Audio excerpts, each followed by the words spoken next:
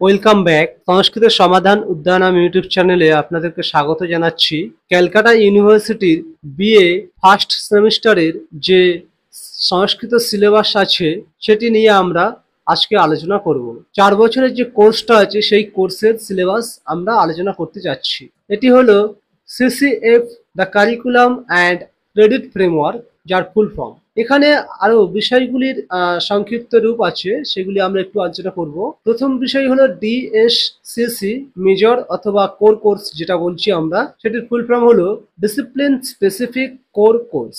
এরপরে MN, MN মানে minor, IDC interdisciplinary course, AEC ability enhancement course, SEC skill enhancement course, CVAC বা CVAC compulsory common value added course.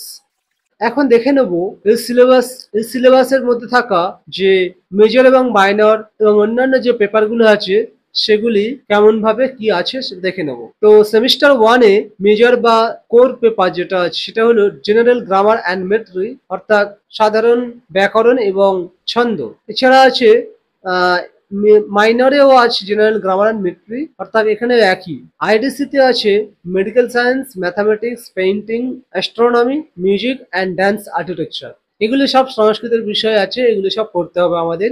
Aisi এই সেমিস্টারে নেই। SSC আছে skill of reading and writing, অর্থাৎ সংস্কৃতে রিডিং অ্যান্ড রাইটিং স্কিল, এগুলি পড়তে হবে আমাদেরকে। এবং সিভ্যাক, যেটি যে সাবজেক্টটি আপনারা চয়েস করেছিলেন, অর্থাৎ পরিবেশবিদ্যা, বাংলা অথবা ইংরেজি, এখানে সেটা থাকবে আপনাদের। তো আজকের ছিল ভিডিওটি এতটুকু পর্যন্ত।